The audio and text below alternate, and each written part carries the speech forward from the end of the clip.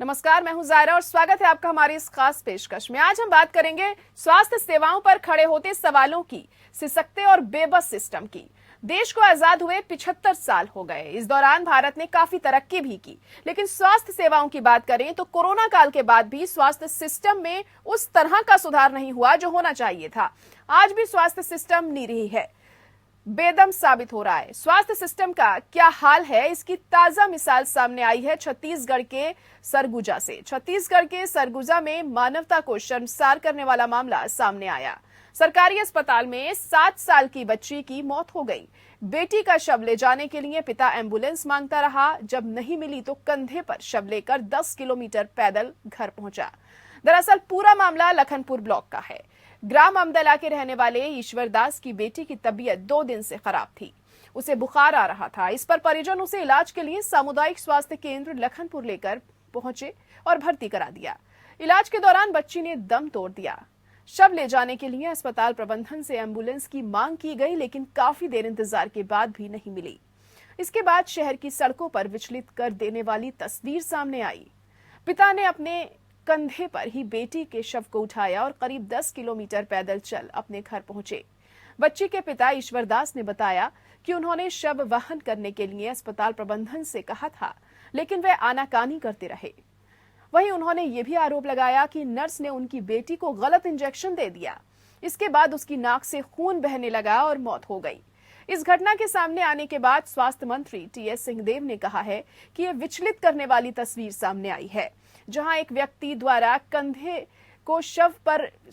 पर शव रखकर ले जाया जा रहा है और इसे अब संज्ञान में लिया गया है और सीएमएचओ को जांच के आदेश दे दिए गए।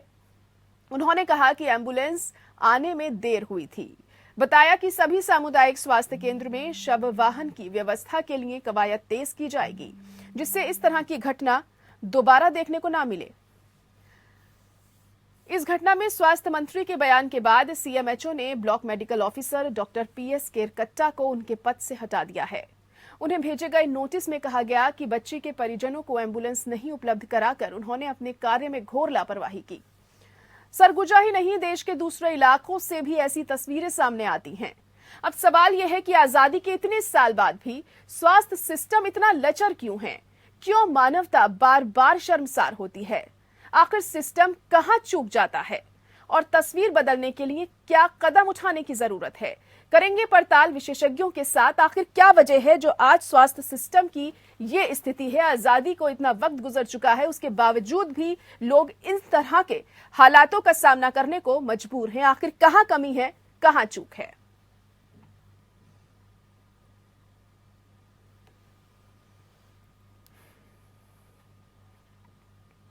तो जब इस तरह के मामले सामने आते हैं तो स्वास्थ्य सेवाओं पर सवाल उठना तो लाजमी सा हो जाता है, क्योंकि तरह तरह की योजनाएं चलाई जाती हैं, दावे वादे किए जाते हैं, बेहतर स्वास्थ्य व्यवस्था की तमाम बातें कही जाती हैं सरकारों की तरफ से। लेकिन जब इस तरह की तस्वीरें सामने आती हैं तो न सिर्फ आपका मन विचलित होता है, तमाम सवाल आपके जहन में आते हैं। आखिर क्या कर रहा है प्रशासन, क्या कर रही है सरकार, जब एक पिता को अपनी बेटी के शव को ले जाने के लिए एम्बुलेंस तक नहीं मिल पा रही है? बेहद ही शर्मसार कर देने वाली ये घटना है। और स्वास्थ्य सिस्टम पर जो मेडिकल फैसिलिटीज हैं हमारे देश में, और खासतौर से जो रिमोट एरियाज हैं, जो छोटे कस्बे हैं, जो छोटे गांव हैं, वहां पर ये जो सुविधाएं हैं नहीं पहुंच पा रही हैं, जबकि उन लोगों को सबसे ज्यादा इन तमाम सुविधाओं की वहां पर जरूरत है और डॉक्टरों का सही तरीके से वहां पर जो इंतजाम है वो नहीं हो पाता है और जो सुविधाएं हैं वो भी वहां पर नहीं पहुंच पाती हैं। इस वजह से इस तरह के मामले अक्सर इन इलाकों से ज्यादा सामने आते हैं। और सरगुजा से ये जो तस्वीर है, ये जो सामने आई है, ये किसी को भी विचलित कर सकती है।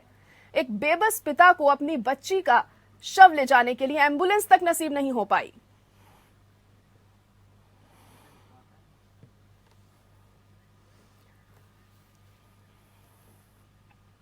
और इसी पर खास मेहमान भी हमारे साथ जुड़ चुके हैं, चर्चा हम करेंगे। आपको इंट्रोडक्शन करवा देते हैं।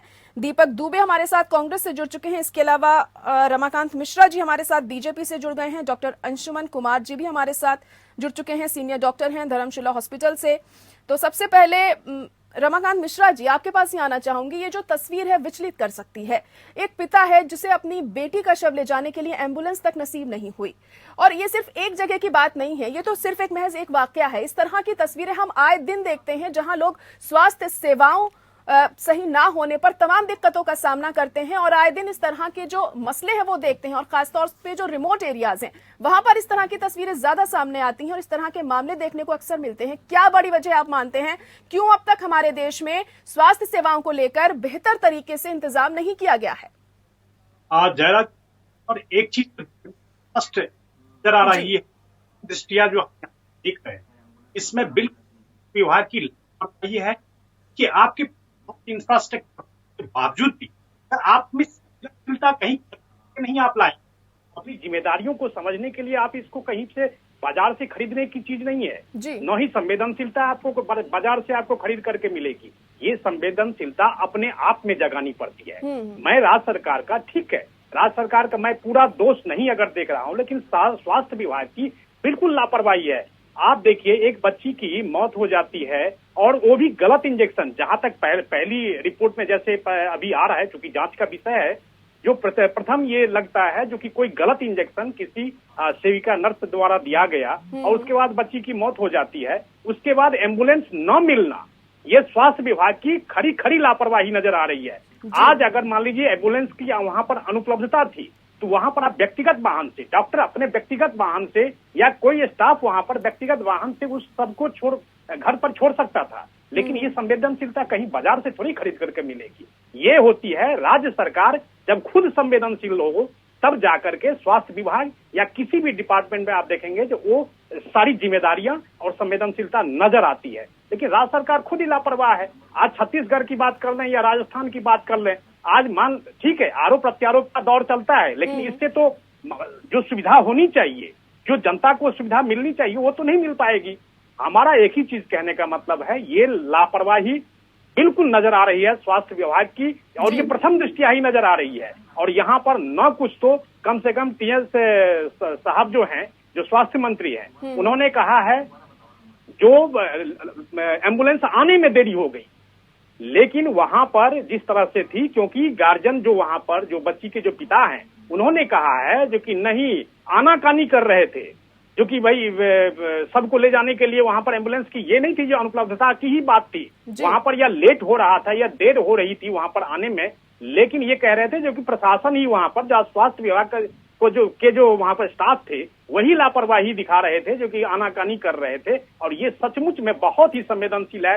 रमाकांत जी, लेकिन ये जो वाकया यहाँ पर देख रहे हैं, ये सिर्फ इसी इलाके की बात नहीं है। अक्सर हम इस तरह की तस्वीरें देखते हैं, अक्सर इस तरह के जो मामले हैं वो सामने आते हैं। चलिए मैं आऊंगी आपके पास। दीपक दुबे जी, आपको क्या लगता है? रमाकांत जी कह रहे हैं कि राज्य सरकार की इसमें लापरवाही है, जो स्वास्थ्य विभाग है ठीक तरीके से काम नहीं कर रहा है, इस वजह से ये जो पूरा मामला है यहाँ पर सामने आया है। क्या कहेंगे आप?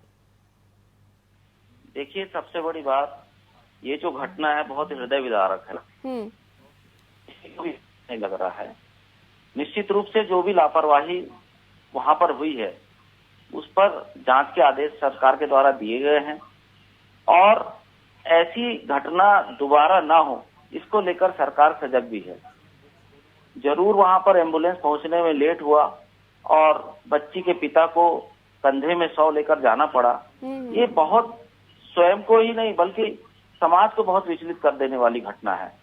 लेकिन उन कारणों को, लापरवाही अगर जिस भी व्यक्ति से हुई है, उस पर सरकार सजग होकर गंभीर होकर जांच कर रही है, और जरूर अगर कोई भी लापरवाही अगर होगी उसको दंडित भी किया जाएगा, और ऐसी कार्रवाई, ऐसी घटना दोबारा ना हो, इसको लेकर सरकार अपनी तरफ से कोशिश भी कर रही है। जी, तो ऐसे क्यों होता है जब कोई घटना हो जाती है उसके बाद ही सरकार सजग होती है, सतर्क होती है? आप कह रहे हैं जैसे आगे से इस तरह की कोई घटना नहीं होगी, अगर पहले ही इस दिशा में अहम कदम उठा लिए जाते तो शायद आज ये दिन देखना भी ना पड़ता। जरूर आप ठीक बोल रहे हैं कि निश्चित रूप से लापरवाही जरूर हुई है, लेकिन हमको इस बात को भी समझना पड़ेगा कि अभी छत्तीसगढ़ में 3 साल हुए सरकार कांग्रेस की आए, सरकार की तरफ से लापरवाही नहीं है, इस चीज को आप समझिए। वहां के कर्मचारियों ने अगर किसी भी पेशेंट के साथ दुर्व्यवहार किया हो तो वो जांच में सामने आ जाएगा, उस पर जरूर कार्रवाई होगी। और भारतीय जनता पार्टी के लोगों को इस चीज को समझना चाहिए। ये संवेदनशील मामले में राजनीति न करके बल्कि ये समझना चाहिए कि उनकी सरकार थी तब क्या होता था। छत्तीसगढ़ में आग फोड़वा की घटना हुई, छत्तीसगढ़ में गर्भाशय की घटना हुई, उस समय भारतीय जनता पार्टी की सरकार थी। देखिए, जांच हो रही है, कार्रवाई हो रही है और पूरा सरकार। देखिए, पहले क्या हुआ और क्या नहीं हुआ ये तो अभी विषय है नहीं बात करने का, चर्चा करने का। खैर, अभी जो हम बात कर रहे हैं वो हम इस मुद्दे पर बात कर रहे हैं कि जो स्वास्थ्य सेवाएं हैं अब सुधर जानी चाहिए। हालांकि पहले जो भी स्थिति रही हो, लेकिन मौजूदा क्या हालात हैं वो ज्यादा मायने रखते हैं। रमाकांत जी, आपके पास मैं आऊंगी, लेकिन डॉक्टर अंशुमन भी जुड़े हुए हमारे साथ।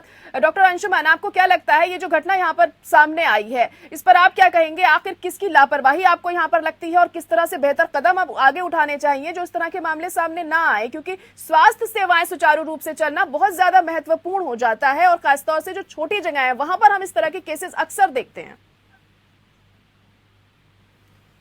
तो लग रहा है अभी उनसे हमारा संपर्क नहीं हो पा रहा है। रमाकांत जी, आप अपनी बात रख सकते हैं, कुछ कहना चाह रहे थे थोड़ी देर पहले। जयरा जी, यहाँ पर हमें देखना चाहिए जो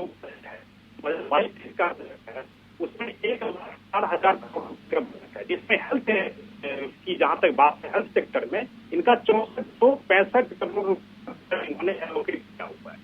हम कह रहे हैं कि ये पैसे अगर आप उस इंफ्रास्ट्रक्चर के ऊपर में आप मान लीजिए खर्च भी कर देते हैं, लेकिन मेरा एक ही चीज कहने का मतलब है, जो कि मैं कहता हूँ किसी भी राज्य में किसी भी तरह की लापरवाही मैं कह रहा हूँ उस राज्य सरकार की भी होती है।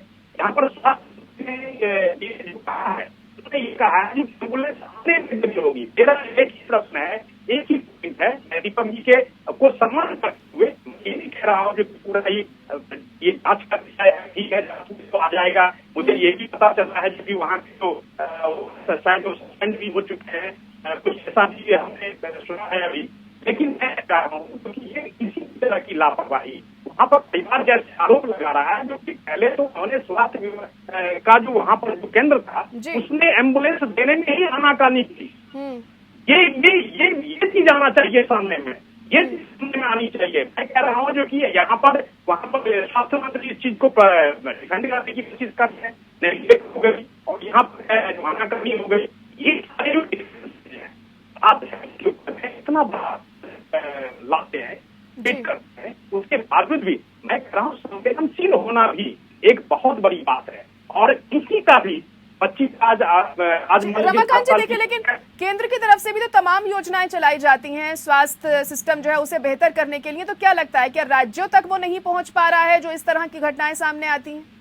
होती है यार जी, मैं सम्मान के साथ और कहना चाहूंगा, यहाँ है जब केंद्र में कोई बैठी हो, राज्य सारी ईगो को लेकर के कुछ ऐसे ईगो होते हैं नहीं, हमने केंद्र से पहले ही हमने ये योजना हुई है इसलिए केंद्र की हम योजनाओं को हम नहीं लागू करेंगे। ऐसा भी होता है, आप अगर देखा जाए तो ऐसा भी होता है कि ऐसा नहीं होना चाहिए।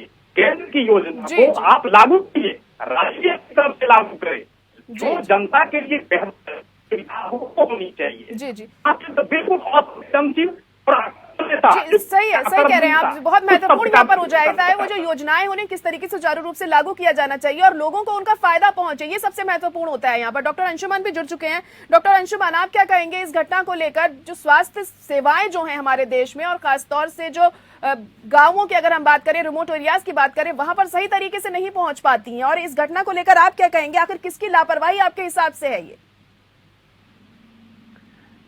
देखिए, पहले किसी की समस्या की जड़ तक पहुंचने के लिए समझना जरूरी, समस्या कैसे बनती जी। तो जब 30-35 सालों में एक तरह से जनता के आंख पे पर्दा डाल दिया गया, जो भी सरकारी संस्थान है उसमें इलाज की अच्छी सुविधा मुहैया नहीं होती, इसलिए प्राइवेट हॉस्पिटल पनपने लगे। पहली समस्या वहां पर। धीरे धीरे पब्लिक ने इसको न्यू नॉर्मल मान लिया। सरकारी अस्पताल में अगर हम जाते हैं तो इतनी ही सुविधा मिलेगी, नहीं तो प्राइवेट का रुख करना पड़ता। अब जब न्यू नॉर्मल आप मान लिया, तो जब चुनाव के समय घोषणा पत्र बनता है या पब्लिक उम्मीद करती है, तो उम्मीद भी ज्यादा नहीं करती स्वास्थ्य सेवाओं पे अच्छी बात कुछ होगी। कोरोना आने के बाद बड़ी चाहे तो केंद्र के जीडीपी का कितना % स्वास्थ्य सेवा पे मुहैया कराया जाएगा, इससे लोग की नजरें थी। और इन जनरल स्वास्थ्य सेवाएं कैसे इम्प्रूव थे, क्योंकि कोरोना काल में देखा गया कोरोना की वजह से जो अति गंभीर बीमारी के रोगी नहीं आ पाते थे दिल्ली में इलाज कराने, उनकी मौतें हुई। तो इसकी सुदृढ़ता को देखने के लिए हमें समझना है जड़ कहाँ है समस्या। आपकी प्रायोरिटी स्वतंत्र भारत, आजाद भारत की प्रायोरिटी हेल्थ कभी कहीं नहीं थी। अगर ये जनता को सरकार में बहुत महत्वपूर्ण हो जाता है कि जड़ कहाँ है, समस्या कहाँ से उत्पन्न हुई है, उसका निपटारा करना बहुत ज्यादा जरूरी है यहाँ पर। अगर सही तरीके से हमें स्वास्थ्य सेवाओं को संचालित करना है, सुचारू रूप से चलाना है, तो आखिर वो क्या वजह है जो इतने टाइम बाद भी, करीब 75 साल हो चुके हैं हमारे देश को आजाद हुए हुए, अभी तक भी स्वास्थ्य सेवाएं सुचारू रूप से नहीं चल पा रही है? कमी कहाँ रह जा रही है? जी देखिए, संविधान में हमारा आर्टिकल 21 कहता है right to health, right to life के अंदर आता है right to health. Directive principle of the state 39 और सेक्शन 41 कहता है जो सरकार में बैठे लोग हैं, राज्य या केंद्र, उनको एक ड्यूटी की तरह इसको मुहैया कराना है, चाहे वो प्रिवेंशन हो हेल्थ में या उसके ट्रीटमेंट की जरूरत हो। अब जरूरत है कि पब्लिक कितनी जागरूक है इसके लिए। पब्लिक की जागरूकता से मतलब ये है कि पहले आपको जब भी स्वास्थ्य सेवाओं की बात होती, मतलब सरकारी तंत्र द्वारा चलने वाली स्वास्थ्य सेवाएं, न कि प्राइवेट तंत्र। निजी अस्पताल को हम नहीं मानते इसमें, जिसका पैसा हो जाए कोई दिक्कत नहीं है, लेकिन मुहैया सबको, मतलब यूनिफॉर्म हेल्थ टू ऑल होना चाहिए। अब यूनिफॉर्म हेल्थ टू ऑल के लिए प्रायोरिटाइज करना होगा स्वास्थ्य सेवाओं को, एक प्राथमिकता होगी हमारी, बजट एलोकेट उस हिसाब से करना होगा। और health is a matter of state, राज्य का मुद्दा है, अनलेस एपिडेमिक डिजीज एक्ट लग जाए, जो कि कोरोना में हुआ। तो हर राज्य को देखना होगा उसके राज्य की स्वास्थ्य सेवाएं कौन सी ज्यादा महत्वपूर्ण है, उस पर ज्यादा, उस समस्या पे ध्यान दें और केंद्र से समन्वय बैठा के उसको लगाएं। जब पेशेंट का या पब्लिक का ट्रस्ट आप बिल्ड कर लेंगे कि हाँ सरकारी संस्थानों में उचित सुविधा, ट्रांसपेरेंट सुविधा और क्वालिटी एश्योर्ड सुविधा उपलब्ध है, पब्लिक का ट्रस्ट डेवलप होगा और सरकारी संस्थान की गरिमा वापस वही आ जाएगी जो आज से 35-40 साल पहले थी, जो आज नहीं है। मैं डॉक्टर होने के नाते इसको अच्छे से दावे के साथ कहता हूँ, आज नहीं बची है। जी जी, दीपक दुबे जी, आपको क्या लगता है, क्योंकि कोरोना के बाद जो स्थिति है और ज्यादा बेहतर होनी चाहिए थी, क्योंकि जिस तरह के हालातों का सामना सेकंड वेव में किया गया है उसे तो कोई नहीं भूल सकता और हर कोई वाकिफ भी है उससे, तो उसके बाद तो और ज्यादा बेहतर हालात करने के लिए कदम बढ़ाए जाने चाहिए थे, लेकिन तब से अब तक काफी वक्त बीत चुका है, उसके बाद भी लोगों को इस तरह की तस्वीरें देखने को मिल रही है कि देखिए एम्बुलेंस तक नहीं मिल पाती है, गलत इंजेक्शन लगा दिया जाता है बच्ची को, तो फिर किस पर इंसान भरोसा करेगा? देखिए, कोरोना के बाद निश्चित रूप से छत्तीसगढ़ में स्वास्थ्य सुविधाएं बहुत अधिक बेहतर हुई हैं। आपने देखा होगा छत्तीसगढ़ में जो स्थिति थी पूरे देश की तुलना में, कोरोना में हमारी स्थिति सबसे बेहतर रही है। और बाकी प्रदेशों का तो आपने हाल देखा, डेड बॉडी गंगा में बहती हुई लोगों ने देखा है। यहाँ पर जो सुविधाएं हैं सरकार की तरफ से, वो लगातार प्रयास हो रहे हैं और उन प्रयासों में कहीं कोई प्रश्न चिन्ह नहीं उठ सकता। जरूर लापरवाही किसी कर्मचारी के माध्यम से यदि हुई है तो उस पर सरकार सजग है, उस सरकार उस पर कार्रवाई करने के लिए तैयार है, लेकिन उसकी जांच चल रही है। सवाल तो यही उठता है ना कि आखिर ऐसी लापरवाही हुई ही क्यों ना दीपक जी? सवाल यही है ना कि हुई क्यों लापरवाही, इस तरह के हालात क्यों हमारे देश की जनता को देखने को मिल रहे हैं? रमाकांत जी कुछ कहना चाहते हैं यहाँ पे, चलिए ठीक है रमाकांत जी। बिल्कुल नहीं होना चाहिए ऐसी लापरवाही। चलिए ठीक है, वो जवाब देना चाह रहे हैं, सुनिए। गंगा में लॉस चल रही थी, मैं कह रहा हूँ छत्तीसगढ़ का जनसंख्या ले लें और वहाँ की जनसंख्या ले लें और देखेंगे कि स्वास्थ्य था।